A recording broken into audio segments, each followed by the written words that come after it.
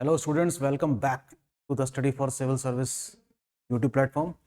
हम आज question answer discuss करते हैं फिर से, और 20 क्वेश्चन डिस्कस करेंगे। काफ़ी इंपॉर्टेंट है, हिस्ट्री के हैं, ज्योग्राफी के हैं, सेंसस वाले, और एक क्वेश्चन शायद उत्तराखंड का है। ठीक, तो ये आज का क्वेश्चन उत्तराखंड स्पेशल तो है, लेकिन उत्तराखंड के क्वेश्चन ना रखकर उसमें जीएस के क्वेश्चन रखे गए हैं, क्योंकि उत्तराखंड वाले एग्जाम में सिर्फ उत्तराखंड के ही क्वेश्चन नहीं आते, उसमें जीएस भी आती है। शुरुआत करते हैं पहले क्वेश्चन से। मौर्य काल में महिलाओं की स्थिति के संदर्भ में आपको विचार करना है और सत्य कथन चुनना है।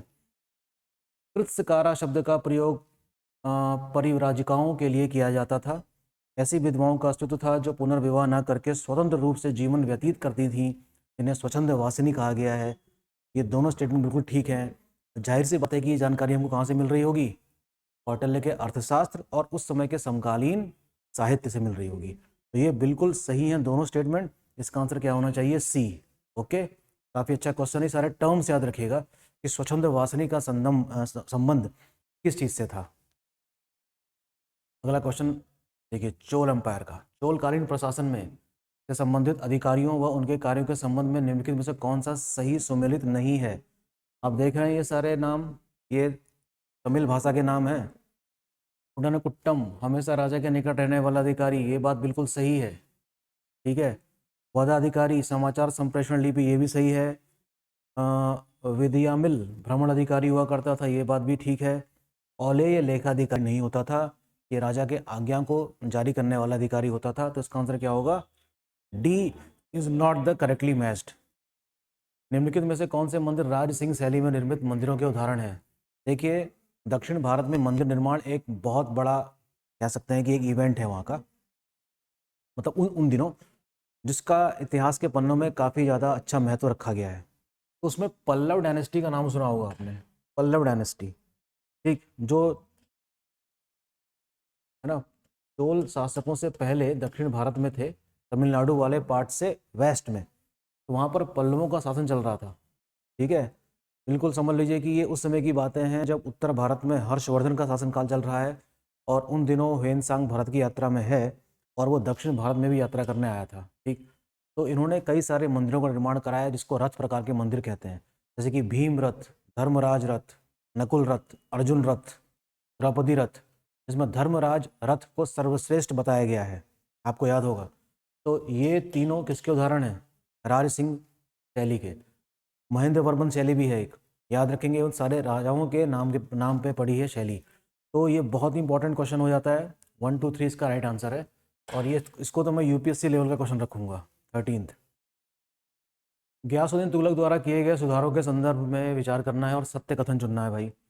उसने जमींदारों को उनके पुराने अधिकार लौटा दिए थे, बिल्कुल सही बात है। अलाउद्दीन खिलजी के समय में हम देखते हैं कि किसी भी हिंदू नाम के अधिकारी को कोई भी अधिकार नहीं थे, कोई भी शासक आपको हिंदू नहीं मिलेगा उसके उसके क्षेत्र में। तो चौधरी, खुत्त और मुकद्दम जो थे, इनके अधिकार इसने वापस ले लिए थे, और एक एंटी हिंदू पॉलिसी देखने को मिलती थी हमको अलाउद्दीन खिलजी के समय में। गयासुद्दीन तुगलक ने ये अधिकार इनको लौटा दिए थे, तो इस तरीके से ये स्टेटमेंट इसका ठीक हो जाता है।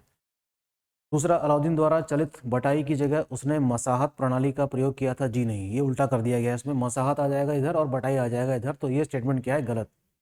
सल्तनत काल का वो पहला सुल्तान था जिसने नहरों का निर्माण करवाया, ये बात बिल्कुल सही है।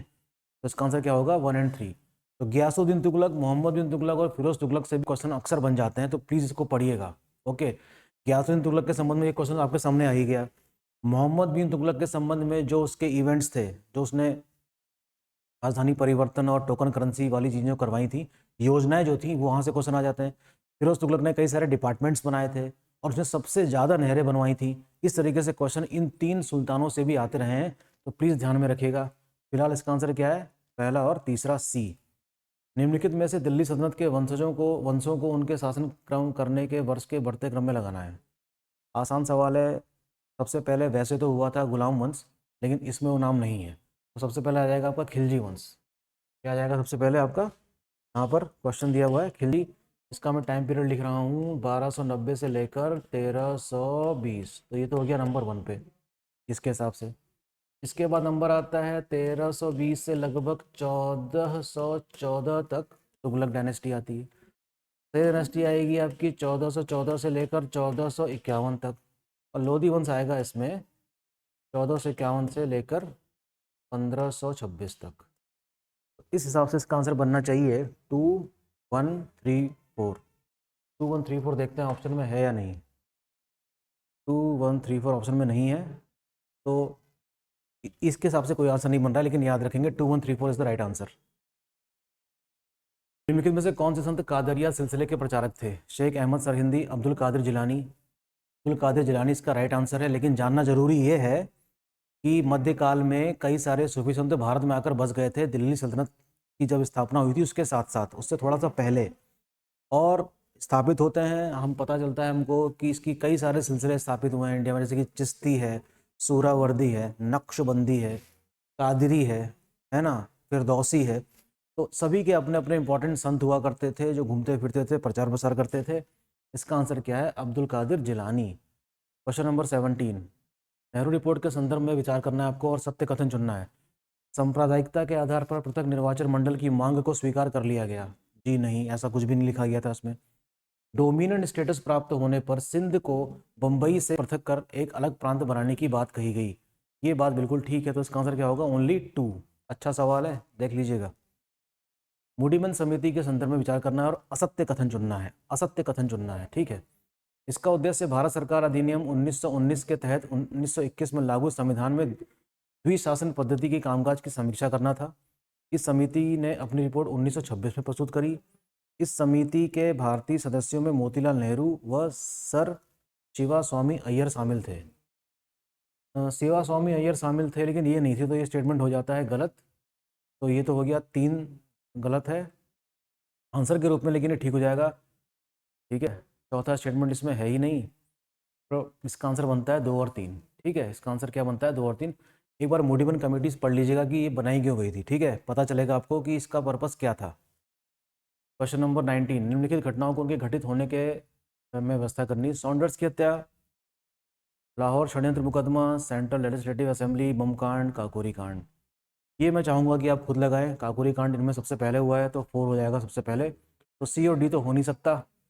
इसके बाद नंबर आता है आपका सेंट्रल लेजिस्लेटिव बॉम्ब कांड, ये 1929 का है।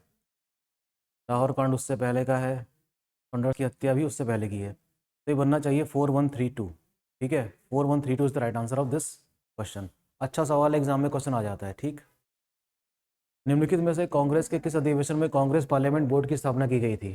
अच्छा क्वेश्चन है, आसानी से दिखता नहीं है। आंसर इसका है लखनऊ अधिवेशन 1936, वेरी इंपॉर्टेंट। निम्नलिखित परियोजनाओं व उनकी नदी अवस्थित के संदर्भ में कौन सा युग में सुमेलित नहीं है? टिकरोंग, गंगा नदी, जायकवाड़ी, गोदावरी, राजघाट, बेतवा, निम्बू बाजको, झेलम। बड़े अच्छे नाम लग रहे हैं पढ़ने में, है ना। मैं चाहूँगा कि इन नदियों के जरा नाम आप खोजिएगा, और प्लीज़ आज ही मेरे लेक्चर को सुनने के बाद जरा ये खोज जारी रखिए, खोज जारी रखिए, ठीक है, और पता चलेगा कि मामला क्या है। फिलहाल मैं इसका आंसर बता देता हूँ। इसका आंसर है डी, निम्बू बाजको झेलम में नहीं है, यही इसका सही आंसर है। निम्नलिखित कथनों में से सत्य कथन चुनना है। पश्चिम विक्षोभ यानी कि वेस्टर्न डिस्टर्बेंस उपमहाद्वीप के ऊपर पश्चिमी हिस्सों में जाड़ों की वर्षा का कारण बनते हैं। बिल्कुल सही बात है, इसमें कोई दो राय नहीं है। एक वर्षा की मात्रा, इस वर्षा की मात्रा पश्चिम से पूर्व की ओर बढ़ती जाती है। जी नहीं, पश्चिम से पूर्व की ओर घटती जाती है, पश्चिम की तरफ ज़्यादा बारिश होती है, तो ये स्टेटमेंट हो गया गलत। इसका आंसर क्या होगा? ओनली 1। अच्छा क्वेश्चन है। लैटराइट मिट्टी के संबंध में विचार करना है और सत्य कथन चुनना है। इस मिट्टी में पोटास, चूना तथा जैविक पदार्थ की अधिकता रहती है। अगर ये सब इस मिट्टी में पाया जाए तो क्या बात हो जाए। ऐसा कुछ नहीं मिलता इस मिट्टी में, इसीलिए तो ये उपज के लिए उतनी अच्छी मिट्टी नहीं है। इसका सर्वाधिक विकास केरला, महाराष्ट्र, मेघालय में पाया जाता है। ये बात काफ़ी हद तक सही है, तो इसका आंसर क्या होगा? ओनली 2। लैटराइट मिट्टी के संबंध में बातें पूछी गई हैं इसमें। इसी प्रकार से मिट्टी भी एक इंपॉर्टेंट सेक्शन है जिसके बारे में आपको पता होना चाहिए, प्लीज़ इसका ध्यान दीजिएगा, ठीक है। Fluvial soil, black soil, laterite soil, red soil, इन सब के बारे में एक ना एक क्वेश्चन बनने की संभावना रहती है, तो प्लीज़ हो सके तो इसको पढ़िएगा। भारत में उष्णकटिबंधीय सदाबहार वन क्षेत्र के अंतर्गत निम्नलिखित में से कौन सा क्षेत्र शामिल नहीं है? उष्णकटिबंधीय सदाबहार वन छत्तीसगढ़ में नहीं मिल सकते, बाकी सब जगह मिलेंगे। क्यों? क्योंकि यहाँ पर बारिश ठीक ठाक हो जाती है, और यहाँ पर हम देख सकते हैं कि सुंदरबन डेल्टा वाला इलाका भी है, that receives simple amount of rainfall, plus वहाँ पर समुद्री वाला रीजन भी है। 24 का आंसर क्या होगा? डी। झूमिंग कृषि के संबंध में विचार करना है और सत्य कथन चुनना है। यह कृषि मुख्यतः उष्णकटिबंधीय वन प्रदेशों में की जाती है। अच्छा, ठीक बात है, सही बात है। मध्य प्रदेश के विभिन्न भागों में इसे बेवार, पेंडा, मशान नामों से जाना जाता है। बहुत ही अच्छा सवाल है, हाई स्कूल में भी इनका जिक्र किया गया है। ठीक है, तो इसका आंसर क्या हो जाएगा? सी, 1 और 2। बहुत बढ़िया क्वेश्चन। निम्नलिखित में से कौन सा सीसा अयस्क क्षेत्र राजस्थान में अवस्थित है?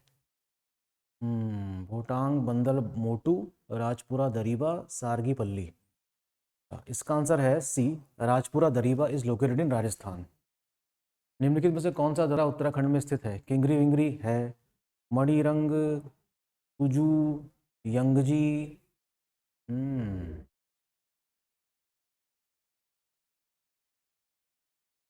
तुजू, यंगजी, ये तो मणिपुर और हिमाचल प्रदेश में लग रहा है मेरे को।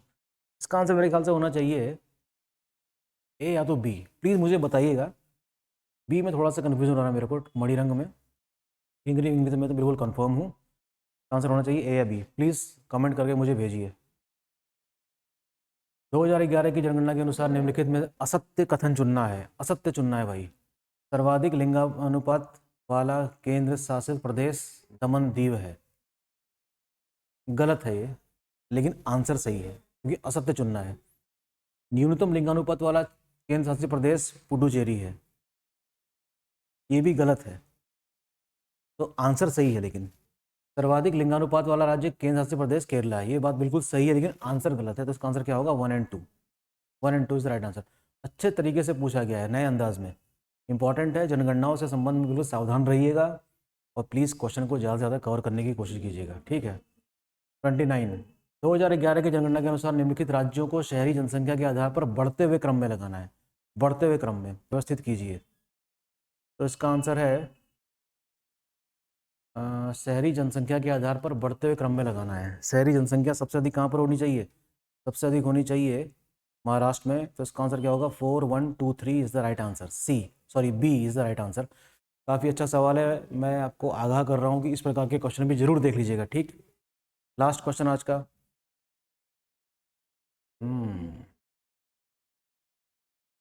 2011 की जनगणना के अनुसार निम्नलिखित राज्य केंद्र शासित प्रदेशों को उनके दशकीय जनसंख्या वृद्धि दर को घटते हुए क्रम में व्यवस्थित करना है। घटते हुए।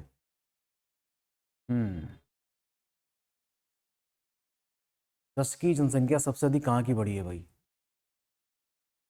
मैं चाहूंगा कि इस क्वेश्चन का आंसर आप देखिए। डाटा मैं भूल रहा हूँ थोड़ा, प्लीज़ आप इसका आंसर मुझे बताएंगे। ठीक है, 30वें क्वेश्चन का आंसर आप मुझे देने वाले हैं कमेंट बॉक्स में। ठीक है, तो ये रहे कुछ 20 क्वेश्चंस इंपॉर्टेंट, और होपफुली आप लोगों की पढ़ाई ये क्वेश्चंस करवा रहे होंगे और अपने स्तर से भी आप लोग अपनी पढ़ाई कर रहे होंगे। ठीक है, मिलते हैं नेक्स्ट सेशन में जल्दी ही, और लेक्चर्स को प्लीज़ ध्यान से सुनिए। और कल वाला जो मैंने लेक्चर बनाया था ज्योग्राफी का, उसको भी देखिए प्लीज़, और कमेंट बॉक्स में कमेंट करके भेजिए उसमें क्या चीज़ समझ में नहीं आई और क्या चीज़ आपको प्रभावित कर रही थी। Thank you.